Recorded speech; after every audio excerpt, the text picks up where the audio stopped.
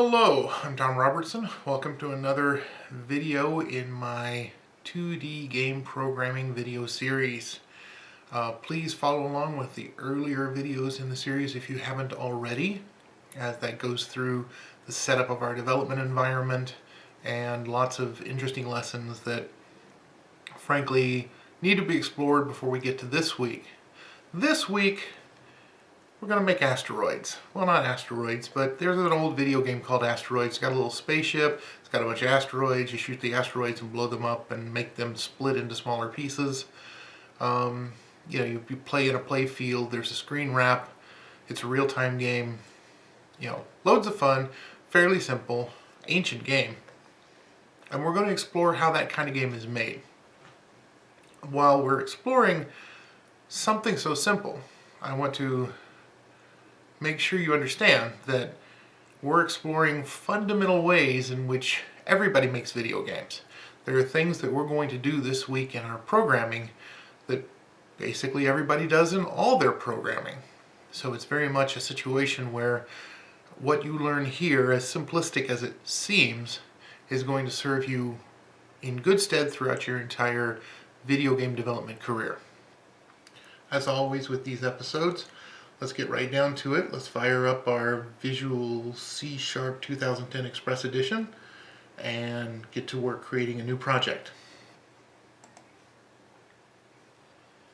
Alright, this project we will call Asteroids. Not because I'm trying to infringe on anybody's rights. We're not going to try and make money off this. And if you were to try and make money off this, you should at the very least change the name.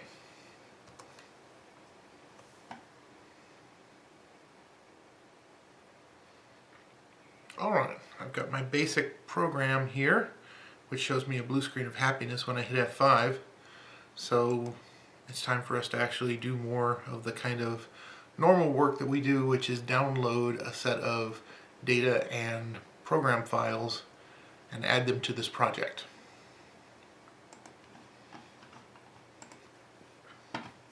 Here on the project page, you can see that we have Asteroids code and data files. I'll click that, get it downloaded, open it up. Notice something interesting. This is the first time that we've looked at 3 .cs files, 3 pieces of code, not 2. But we'll need all of them. We'll extract them out to the proper project. Now we've already made the proper project. It's called Asteroids, and inside that is Asteroids, and inside that is Asteroids, and we're copying out code so it goes in the Asteroids directory. Go, yes. Now we're also going to copy out these 2 PNG files, Asteroid and Player. We're going to extract them over to not the Asteroids subdirectory, but the Asteroids content subdirectory, right there. As usual, now that I'm done actually downloading the files and putting them in the correct directory, we have to go back to our development environment and add them to the project.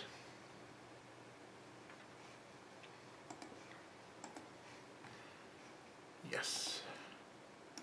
Asteroids content, add existing item, Asteroid and Player, and then add more code to the project, existing item, and we're using helper 121 again, which means we should probably create a new item sprite font again. Alright, if I've done everything right, then if I hit F5, the program should work for me. Let's give it a try. Yeah, the program is working for me. I see my little green alien spaceship, and I see several large asteroids moving through the space, orbiting, well, not orbiting around, they're just moving in a straight line, each of them a random straight line. And if you look, it doesn't take long for you to realize that there's nothing else going on. There's no real collision detection or anything more complicated than what you see on the screen now. So this project at the outset seems pretty simple. I mean, it's just some objects moving around randomly. It's the structure of the code and how we handle the objects It's going to be very interesting when we get into it. So let's do so. I'm looking at game1.cs, but if we look over here on the right side, we notice that we have a new object called space object. It's actually a new .cs file that we've attached to this project called Asteroids. And this file, by convention, which means that everybody does it that way, but it doesn't have to be done that way. By convention, generally every .cs file is also a C# class. You can do a C# file with no classes in it or multiple classes in it, but in general, that's by convention how it's done. Alright, when I go through this code, I would like to start with spaceObject.cs. I know that's not how we normally do things. We normally do things top down from game1.cs, which is the root program, or the program that the whole thing kind of starts out for us. But I think it's important to look at spaceObject.cs first, because it'll give us some real insight into how the code is shaped. Notice we still have our same namespace, Asteroids, and we've got a public class space object here. And then we've got, wow, a helper. So what's going on? We've got a bunch of space objects and they all have a helper? No. We're using, in this variable, the keyword static. And for the C# language, but also for several other languages, static means that even if this is a member of an object class, it's really only one object shared between all instances of that class. So, for instance, if this space object happens to be an asteroid and we have 10 asteroids, well, there's still only one helper object, and it's shared between all the asteroids. All the individual asteroids, they don't have their own individual copy of the helper variable. And that's specifically because of the static keyword. The static keyword not only gives us the ability to share one object between all instances of a class, and this is a language thing, not necessarily a video game thing, but it also allows us to have an object, or at least a variable, that belongs to a class but is independent of any one instantiation of that class. So much so that you don't even have to have any asteroids on the screen and you can still reach and use this variable. That's what static does for you. Now, if you notice, the whole line says static public helper121 helper. If we go right to left, you see the variable name is helper. The type of the variable is a helper121 object. And then it's public and it's static. We know that static means there's only going to be one of them, and it's shared between everybody. But the public means that it's not only shared between all all instances of space object, it means it can be reached by any piece of code anywhere, even if it's not a space object. So we happen to have a helper that's stuck here in space object. And basically the reason I did it that way is so that it would be generally accessible throughout the entire program. And that's important because the helper needs to be in a place where it's generally accessible, because that's the kind of code the helper is. It helps you out, but not if you can't get to it. So everybody kind of needs to see it. So here it is, and below it is something very interesting that gets at really the heart of how this kind of game, but almost all games, really work. If you see this line, we have another static public, which means there's only one of them and everybody can see it. But in this case, it's called asteroid list, and it is of type list space object. So this requires a little bit of unpacking because this is about object-oriented coding, and if you're really weak on object-oriented coding, you have to pay attention. Maybe you have to go back and do a little research, because we're doing some interesting things here. First off, the object type of list is what's called a container class. It's an object, and its whole job is to hold on to other objects. It's literally like a program bag, a bag that holds things. It's kind of like an array, and in fact, many ways it tries to present itself to you, the programmer, as an array. You can do the square bracket things, and you can put numbers in there for the index and the individual, but you don't have to, and there are different ways of getting at the data that's in this bag object. A list can be thought of as a bag full of other code objects or data objects. And in this case, we're obviously trying to make a bag full of asteroids. So it's funny though that if you see here, it says list, and next to it you say space object. Well, there's a couple things going on there. First off, I don't have an object called asteroid. I have an object called space object, and sometimes it's an asteroid, and sometimes it's a player. And if we expand the program, it might also be other things like, say, a laser blast, or an explosion, or a special treasure chest. We could make the space object be lots of things, depending on internally what the space object does. So we're making a list of space objects, but notice the space object is inside these arrow brackets that's greater than or less than. This symbology suggests that list itself is so-called templated. It is a templated class. The list is a class, and specifically the fact that we did this with some other class means it's a templated class. I don't want to go into great detail about templates because frankly that's a little bit advanced, but it's well worth researching, but it could bend your brain. So be careful. Fortunately, we don't have to bend the brain too much to use the list. All we need to know is that we're using a list, which is like a bag for other objects. It contains other objects. And the fact that we use the little arrow things means that it's only going to contain whatever's inside the arrow, which in this case is a space object. So here we have a bag full of asteroids. That's what this colored line here says. Below it we have a very similar bag full of players. That's our intent. And even though there are no bullets in the game right now, we have made a variable for a bag full of bullets. So really, we don't really only care about right now this bag full of asteroids and another bag full of players. Now, remember, we're still looking at the space object class. And that space object class is going to contain static members, but these are more normal members that you see here. These down here are very normal. They're of a type and a position and a velocity, angle, and these are normal variables that you see in any object in a video game. But this here is kind of interesting. You see, it's a public enum. Enum is short for enumeration, which again is just a big word for a list. Specifically, an enum is kind of like a const. We've been over const variables before and how their main use is to replace fiddly numbers throughout your code that are hard to read and hard to remember what they were, that generally are meant to be increasing numbers or a list. If we look at this SO type, we say public, which means it's known by everybody can use it. Enum, which means it's a list of things.